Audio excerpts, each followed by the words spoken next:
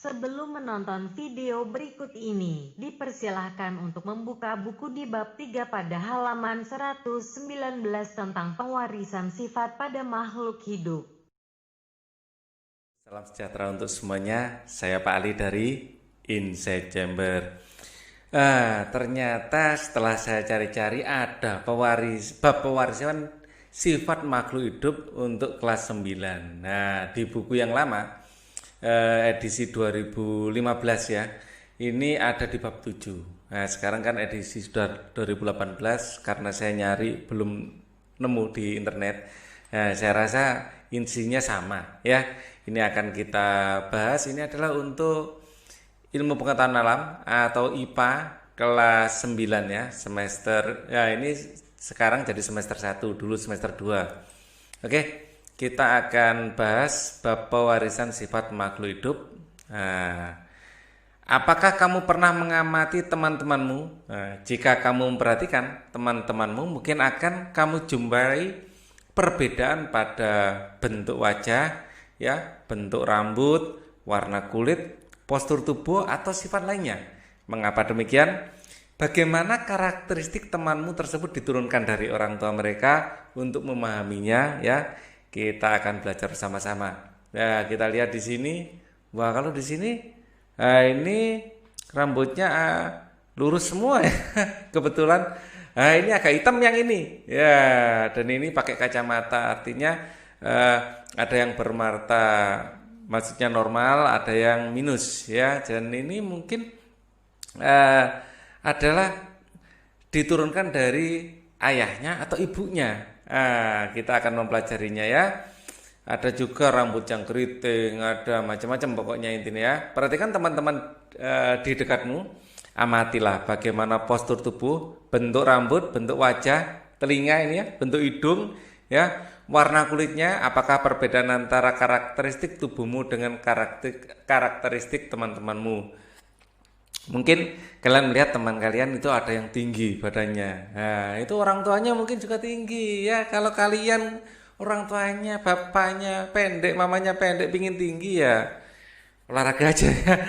Siapa tahu paling tidak enggak terlalu pendek-pendek banget deh. Nah, gitu. Yang tinggi juga gitu ya.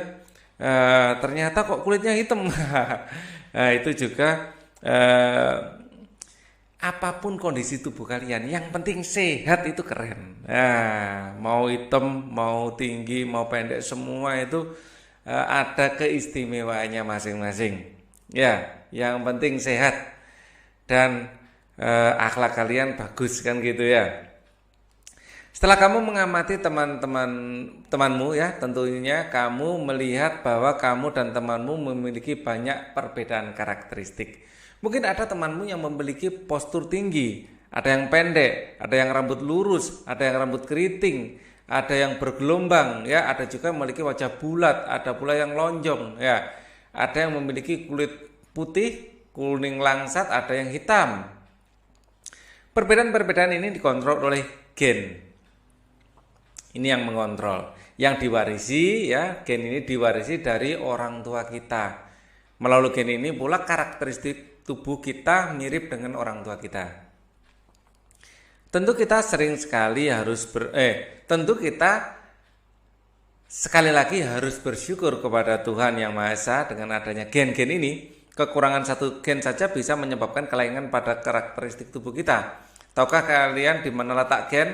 Bagaimana proses pewarisan gen-gen dari orang tua kepada keturunannya? Dapatkah kita mengubah gen-gen suatu makhluk hidup, misalnya padi, sehingga kita dapat meningkatkan hasil produksinya? Bisa enggak? Tentunya kamu sangat tertarik untuk mengetahui jawaban-jawaban pertanyaan tersebut. Untuk mengetahuinya, ayo kita pelajari bab ini dengan antusias. Ya, sebelumnya saya jawab yang tadi ditanyakan itu bisa. Bagaimana bisa? Nah, ikuti terus ya. Molekul yang mendasari molekul yang mendasari pewarisan sifat. Ayo kita pelajari, ada materi genetik, ada hukum pewarisan sifat, hukum Mendel ya. Istilah penting, ada materi genetik, DNA, gen, RNA, alela, kromosom. Mengapa penting?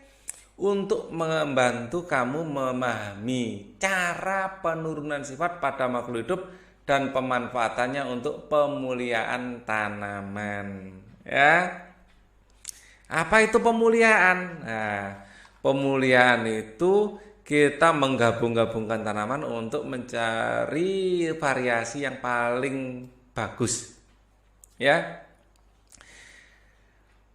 Satu, materi genetik memang memegang materi genetik memegang peranan penting dalam proses pewarisan sifat.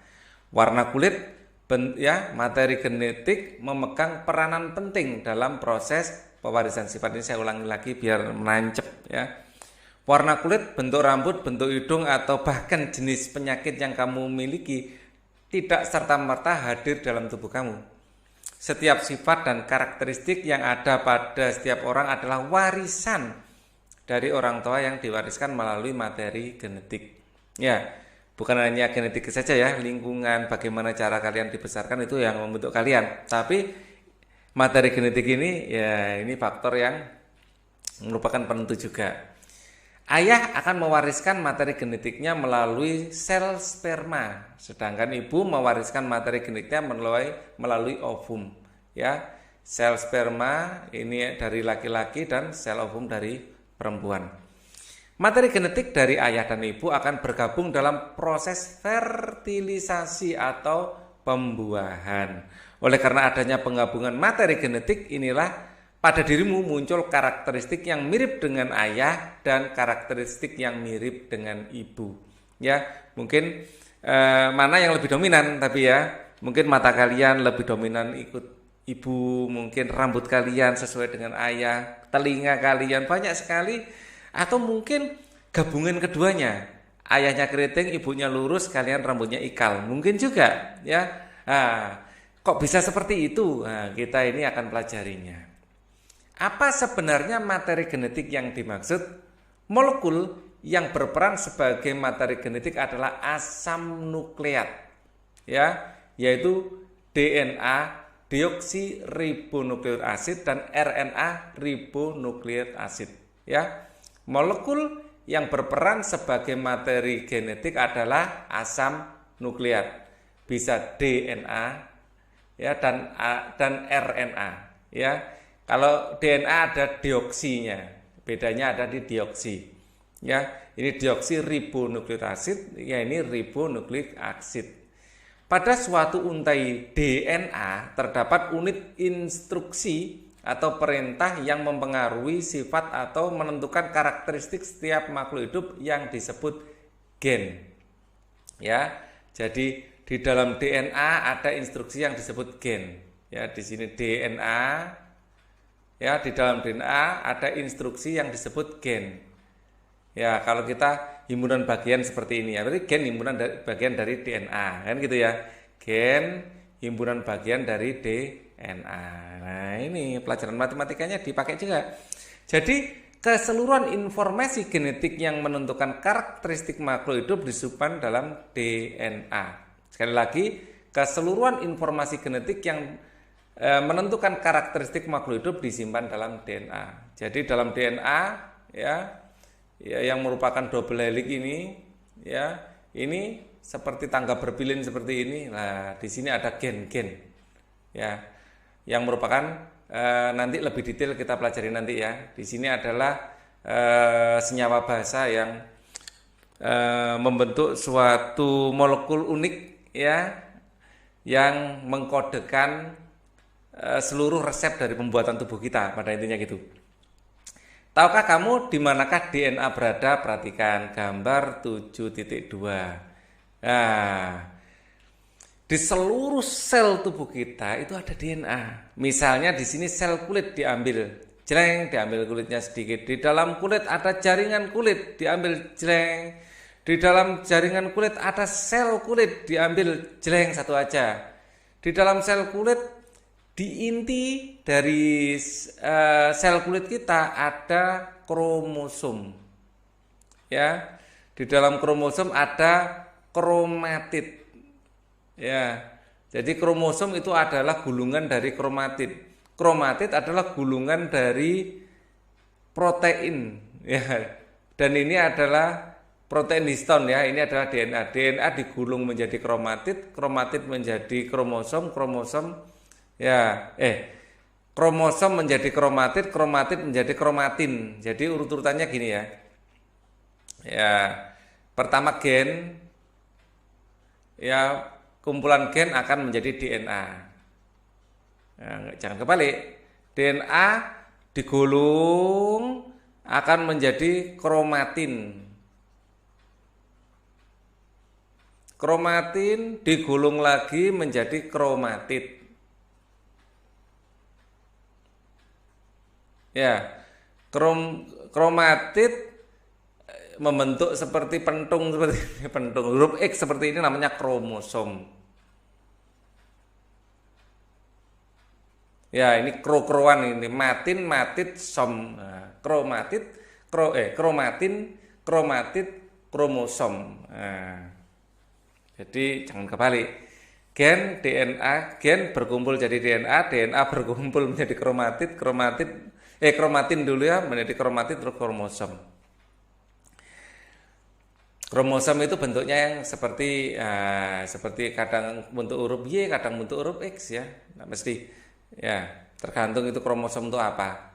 Kadang cuman gini gitu aja, tergantung di mana dan kromosom milik siapa. Oke, gambar untaian molekul DNA pada satu sel. Kita lanjutkan. DNA terletak di dalam inti sel. Jadi ada sel, di dalam sel ada intinya. Lah di sini adalah DNA. Ya. Ada kromosom dulu ya, kromosom dan seterusnya sampai DNA. DNA merupakan untaian yang sangat panjang. DNA itu untaian yang sangat panjang. Ya, bentuknya seperti ini. Ya, seperti pedangnya Obito. Seperti ini. Oke. Waktu jadi jinjuriki. Jubi. Ya, agar DNA dapat tersusun dalam inti sel yang kecil, untaian DNA melilit pada protein yang disebut histon. Ya, DNA itu melilit pada protein yang disebut histon. Ya, jadi melilit pada histon. Di sini ada histon. Ya, ini adalah protein untuk gulungannya. Ya, seperti tisu, gulungannya namanya histon. Ya. Lilitan DNA dengan protein histon membentuk benang-benang kromatin. Ya. Pada saat sel akan membelah, benang-benang kromatin akan memadat sehingga membentuk kromosom. Oleh karena itu kita dapat melihat kromosom pada saat sel akan membelah. Sebagai contoh, kamu dapat melihat kromosom dengan jelas pada sel akar bawang merah pada gambar 7.3. Nah ini. Sebelum membelah nggak kelihatan, begitu mau membelah, kelihatan ini kromosomnya ya. Ini adalah selnya segini ya. Nah, di dalamnya nggak kelihatan. Kalau sini sudah kelihatan, itu ada kromosom-kromosomnya ya. Oke, ini saya batalkan saja. Kemudian kromosom dapat dilihat pada sel-sel akar bawang yang mengalami pembelahan. Oke. Struktur DNA dan RNA. Penemuan struktur DNA tak terlepas dari penelitian dari Maurice Wilkins dan Rosalind Franklin yang menggunakan teknik kristalografi difraksi sinar X untuk mempelajari struktur DNA pada tahun 1950 hingga 1953. Ini adalah Rosalind Franklin, ini orang yang telah berjasa ya. Oke, saya pastikan kalau sedang merekord jangan sampai enggak. Nah, penemuan struktur DNA tidak terlepas dari penelitian dari Maurice Wilkins dan Rosalind Franklin yang menggunakan teknik kristalografi difraksi sinar X untuk mempelajari struktur DNA pada tahun 1950 hingga 1953.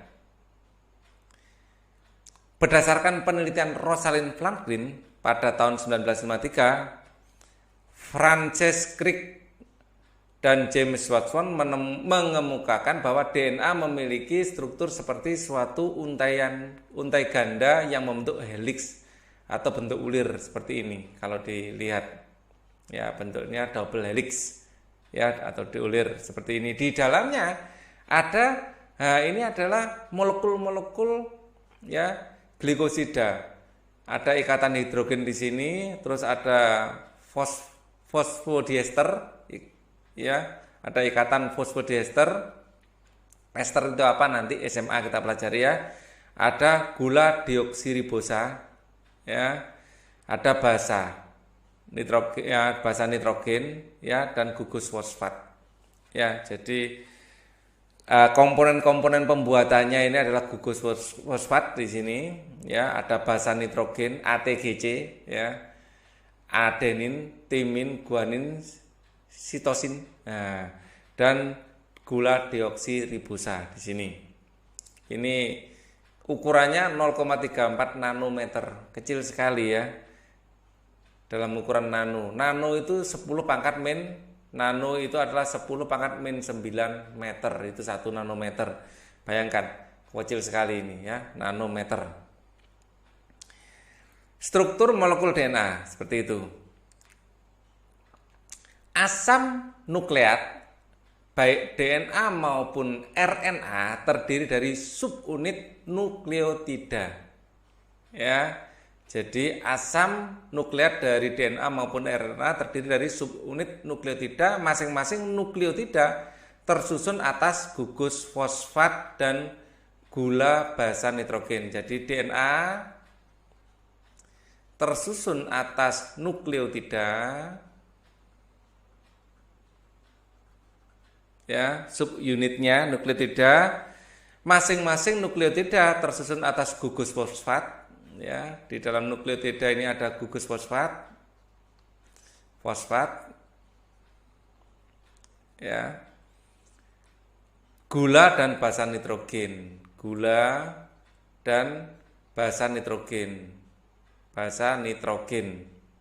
ya. Di sini ada gugus fosfatnya, di sini adalah gula deoksiribosa dan ada basa nitrogen. Ini setiap 1 unit. Ya, 1 unit. Nah, 1 unit ini. Ya, 1 unit ini. Ya, di sini. Ini namanya adalah nukleotida. Ya, jangan sampai salah, saya lihat nukleotida. Oke. Pada DNA, gulanya berupa deoksiribosa. Ya, saya kasih warna lain. Pada DNA ya, gulanya adalah deoksiribosa. Sedangkan pada RNA, saya kasih warna hijau, gulanya adalah ribosa.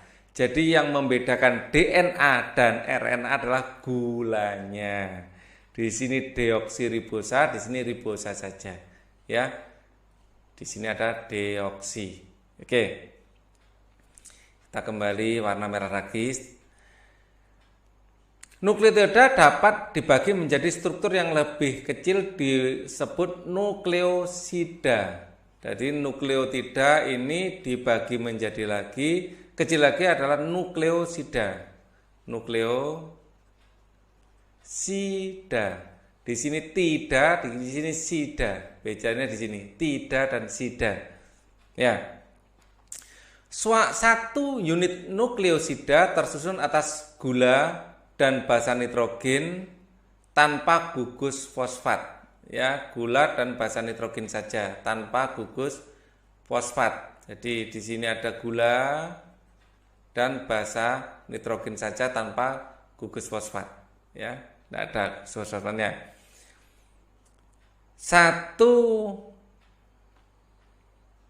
Kita tarik ke bawah. Ada 4 senyawa basa nitrogen. Ini tanpa gugus fosfat. Ada 4 senyawa basa nitrogen ya yang menyusun DNA, yaitu adenin. Basa nitrogen ini pun terdiri dari 4. Ya, di sini bisa adenin, bisa timin, ya, bisa guanin, ya, bisa sitosin, ya, C. Dalam bahasa Inggris ditulis cytosine, nah gitu ya, cytosine. Dalam bahasa Indonesia dibaca sitosin. Makanya simbolnya tetap C. Basan nitrogen adenin dan guanin dikelompokkan menjadi purin. Ya, adenin dan guanin ini adalah purin. Ya, ini adalah purin. Purin. Ya. Jadi kalian terserah ngapalkannya bagaimana, kalau harus dihafalkan ini. Ya, di sini adalah pirimidin. Dihafalkan salah satu aja, TC, pirimidin. Walah, tunjungan center itu adalah piramida, gitu aja. Terserah kalian caranya menghafalkan apa, ya. Jadi kalian gunakan pengait-pengait untuk menghafalkan. AG itu purin misalnya, kalau AG itu apa, nomor platnya Kediri, ada purinya. Terserah salah satu aja, jangan dua-duanya. Ya. Terserah kalian, ini sangat personal. Jadi tapi hafalkan ya, ada purin, ada pirimidin. Ya. AG itu purin, pirimidin itu TC. Ya, karena Pak Ali ini asalnya dari Kediri ya, AG itu ada pura di sana. Gitu aja. Jadi ngapalkan itu mudah-mudahan, atau gapura di pintu masuknya atau di proliman itu adalah sebenarnya pura, bukan Triumph of Art. Terserah. Ini sangat pribadi. Jadi tapi hafalkan dengan pengait ya. Oke.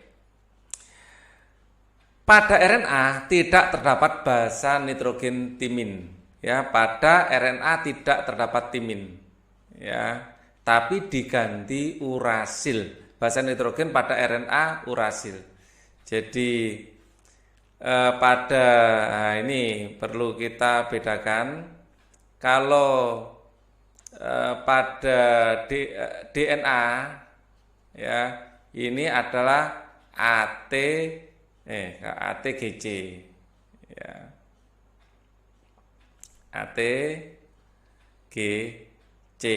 Tetapi pada RNA ya, ini adalah di sini tidak ada timin ya, AUGC, diganti urasil ya, AUGC ya. Kenapa kok pasangannya A sama T? Ini kalian yang berikatan ya, A pasangannya T, G sama C, di sini AUGC ya. Bedanya DNA sama RNA gitu ya. Tahukah kamu struktur DNA yang helix terbentuk karena adanya beberapa jenis ikatan kimia antara untai DNA diikat oleh ikatan hidrogen. Nanti dipelajari di kimia ya, ikatan hidrogen. Ini juga yang membuat air ini, molekul sekecil air biasanya mudah menguap, tapi air enggak. Nah, ini karena ada ikatan hidrogen juga. Ya, antara basa nitrogen dan gula diikat oleh glikosida, ya. Antara untaian DNA diikat oleh ikatan hidrogen, ya. Kemudian antara basa nitrogen, ya, diikat oleh, ya, di sini diikat oleh ikatan glikosida. Antara basa nitrogen glikosida. Oke. Sedangkan antar nukleotida, ya, antar nukleotida dihubungkan dengan ikatan fosfodiester. Nah, di sini antar nukleotida fosfodiester ini kan nukleotida tadi ya. Satu rangkaian ini ATGC ini nukleotida. Nah, ini dihubungkan oleh ini fosfodiester ini. Ya, menghubungkan antara nukleotida. Antara basa nitrogen dihubungkan oleh ini ikatan hidrogen di sini. Ada ikatan hidrogen. Oke ya. Nah, di sini ada gugus fosfat. Jadi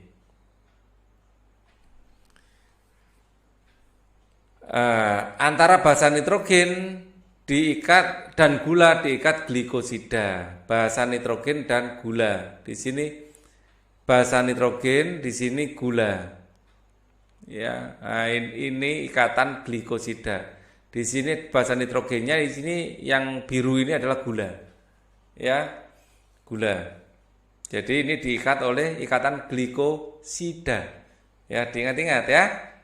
Di sini glikosida, ikatan hidrogen, ini ikatan fosfodiester, ya. Antara nukleotida ada gugus fosfat. Nah, oke. Coba kamu cari tahu bagaimana bentuknya ikatan-ikatan yang berbeda. Ya, coba kamu cari tahu bagaimana terbentuknya ikatan-ikatan yang berbeda tersebut. Kamu tentu telah mengetahui bahwa struktur DNA adalah helix ganda. Seperti ini ya, double helix. Ya, kita gambarnya bisa seperti ini terus kasih garis-garis ya. Bagaimana dengan struktur RNA? Tahukah kamu bahwa RNA hanya terdiri atas satu untai saja sehingga struktur RNA tidak membentuk helix ganda. Kalau RNA separuhnya. Ya, ini DNA. Ya, kalau ini RNA. Hanya separuh resep saja. Ya, untuk tujuan penggandaan nanti. Ini adalah separuh resep. Jadi separuh resep ini komplit. Ya, oke. Kita akan lanjutkan di sini. Di sini ada ikatan fosfodiester ya tadi ya. Ini ikatan glikosida, ini gugus fosfat, ini adalah basa nitrogen, ini adalah gula. Gula deoksiribosa. Ya. Berarti kalau deoksiribosa ini pada DNA ya. Nah, di sini adalah kode-kodenya AGU, GCA, UGC ini adalah kode-kodenya, kode genetik kita. Nah, struktur untai tunggal molekul RNA dan struktur kimia dari RNA. Ya.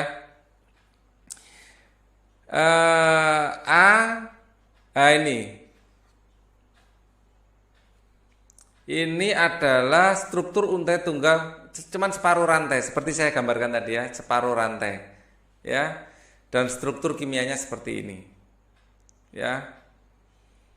Kemudian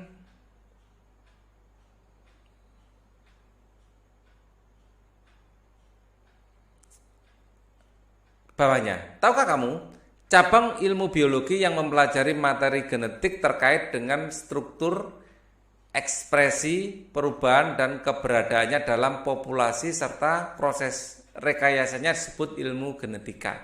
Jadi ilmu genetika adalah cabang ilmu biologi yang mempelajari materi genetik terkait dengan struktur, ekspresi, perubahan, keberadaannya dalam populasi serta proses rekayasanya. Ya. Jadi mulai bentuknya sampai bagaimana merekayasa itu yang dipelajari di ilmu genetika. Peranan materi genetik dalam penentuan sifat. Setelah memahami struktur DNA, tentu kalian ingin mempelajari lebih lanjut tentang bagaimana salah satu peran materi genetik yang terkait dengan penentuan sifat. Ya, untuk lebih memahami pengaruh materi genetik terhadap karakteristik setiap makhluk hidup, ayo kita lakukan aktivitas 7.1. Nah, ini ada aktivitas mengidentifikasi sifat-sifat anggota keluarga. Tujuan pada kegiatan ini kamu akan mengidentifikasi karakteristik apa saja yang ada pada anggota keluargamu. Masing-masing karakteristik tersebut dikode oleh suatu gen yang terkandung dalam DNA. Apa yang perlu kamu siapkan? Foto keluarga tentu saja ya. Buatlah kelompok dengan anggota 4 orang, perhatikan foto anggota keluargamu masing-masing, tulislah karakteristik yang kamu temukan ya. Mungkin ada yang matanya lebar, ada yang matanya sipit, ada yang kulitnya terang, ada yang gelap ya. Dari satu keluarga, coba dalam satu keluarga ya, walaupun bersaudara kadang-kadang beda ya. Ada yang hidungnya mancung, ada yang enggak misalnya ya. Jadi macam-macam. Tentu saja lebih banyak miripnya kalau dalam satu anggota keluarga ya. Kamu boleh bertanya pada orang tuamu untuk melengkapi data yang kamu perlukan. Selanjutnya kamu dapat bertanya pada anggota keluarga kelompokmu mengenai karakteristik keluarganya sesuai dengan pertanyaan. Warna kulit, bentuk wajah, dan seterusnya ya. Ini kalian lakukan sendiri. Nah, ini kita lanjutkan. Nah, ini kalian lanjutkan sendiri, oke. Kita akan mulai dari sini. Berdasarkan aktivitas 7.1. Tentu kamu akan semakin memahami karakteristik dari orang tua yang diturunkan pada kita. Ya. Jadi karakteristik orang tua yang diturunkan pada kita. Kamu juga dapat melihat bahwa jika orang tua memiliki jenis kuping telinga yang melekat, ya, maka semua anaknya juga memiliki jenis kuping telinga yang melekat. Jika salah satu orang tua memiliki jenis kuping telinga yang terpisah, maka semua anaknya memiliki jenis kuping telinga yang terpisah. Namun ada juga kejadian salah satu anaknya memiliki jenis kuping telinga yang melekat. Agar kamu dapat memahami bagaimana sebenarnya bentuk kuping telinga melekat dan terpisah, perhatikan. Nah, tipe perkatan kuping telinga A terpisah. Nah, di sini terpisah ya, ada gantungnya gitu ya. Nah, gantungnya agak panjang. Nah, yang B melekat, jadi langsung. Nah, langsung tidak ada gantung ke bawah ya. Oke. Di sini ada yang menggantung ke bawah sedikit, ini enggak. Saya lanjutkan. Berdasarkan gambar 7.7, kamu juga dapat melihat bahwa ketika ada karakteristik jenis kuping terpisah, maka hampir semua anaknya memiliki jenis kuping yang terpisah. Sedangkan yang memiliki sifat kuping melekat hanya sedikit. Dalam pewarisan sifat dikenal dengan istilah dominan dan resesif. Berarti yang terpisah ini lebih dominan, dan yang sedikit yang tidak terpisah ya, jenis kuping melekat ini adalah resesif ya, dia resesif. Sebagai contoh, karakteristik jenis kuping yang terpisah dapat dikatakan mampu menutupi atau mengalahkan karakteristik jenis kuping telinga yang melekat. Jadi gen itu berpasang-pasangan. Nah, dalam pasangan gen ini ya, pasangannya namanya alela ya. Dalam pasangan gen ini kalau ada yang lebih dominan yang muncul ya, kalau resepnya itu ada yang lebih dominan, yang muncul adalah yang dominan. Bukan berarti kalian boleh jadi walaupun telinga kalian ini terpisah, tapi kalian punya gen resesif yang mengontrol jenis kuping telinga yang melekat. Mungkin anak kalian akan seperti itu.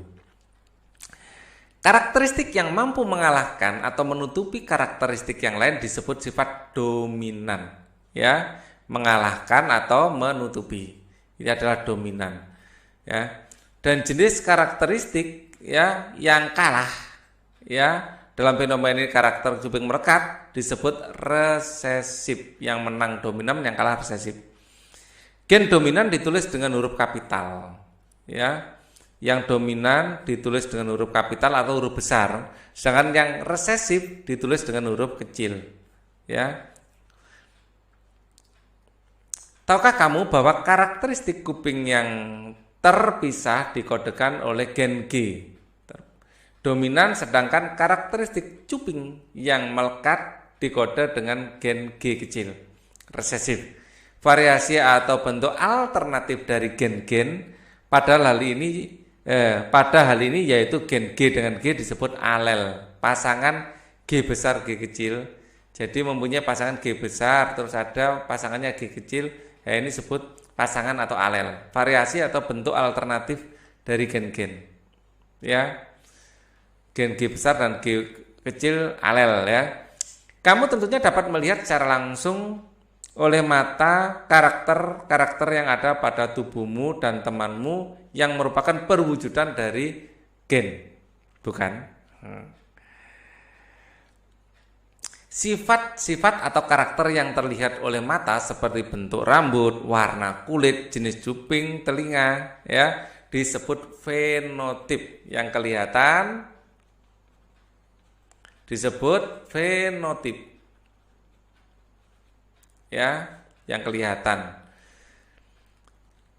Fenotip merupakan wujud atau ekspresi dari gen, sedangkan susunan informasi genetik gennya sendiri ya dari suatu individu yang mengkode karakteristik fisik disebut genotip ya. Yang kelihatan fenotip anggap saja resepnya atau kodenya disebut genotip. Ya, kode genetiknya itu genotip, kode gen. Ya, genotip. Yang kelihatan di mata adalah resesif. Jadi Rambut kalian keriting misalnya, boleh jadi bisa murni keriting, bisa keriting tapi tetap membawa sifat lurus, mungkin seperti itu. Ya. Yang kelihatan keritingnya adalah fenotip. Lah, dia itu murni keriting atau membawa sifat lurus, nah itu genotipnya. Jadi genotip belum tentu muncul. Kalau fenotip ya memang yang muncul, ya. Tentu kamu tahu bahwa manusia berdasarkan jenis kelaminnya dibedakan menjadi jenis kelamin laki-laki dan perempuan. Ayo kita pikirkan apakah gen atau kromosom yang berperan dalam menentukan jenis kelamin tersebut. Untuk menjawabnya ayo kita lakukan aktivitas. Ya, kromosomnya beda sudah, bentuknya lo beda. Ya, jadi ya ini pertanyaannya, ayo kita pikirkan apakah gen atau kromosom. Ya, gen itu bagian dari kromosom ya. Jadi pertanyaannya agak jadi secara kromosom secara keseluruhan memang sudah beda itu. Ya. Ayo kita mengidentifikasikan kromosom laki-laki dan perempuan. Di sini perempuan, ini laki-laki. Semuanya mirip, hanya yang dikotai kuning ini yang beda. Lihat ini, X sedangkan ini X ini Y. Ya, jadi kromosom perempuan itu lebih kompleks, lebih banyak dari laki-laki. Laki-laki cuman ini satu street ini yang membuat dia laki-laki. Kalau dua-duanya seperti ini dia jadi perempuan. Ya, hanya karena ada ini dia jadi laki-laki. Jadi laki-laki gennya lebih kecil dari perempuan. Ya, mungkin yang dikontrol di laki-laki tidak sebanyak yang di perempuan mungkin ya. Ya, jadi butuhnya pendek saja. Ini adalah sel ovum, ya, ini sel sperma, ya.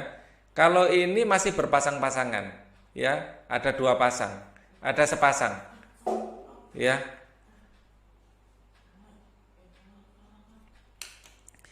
Oke, ini materi ini akan saya hentikan sampai di sini dulu.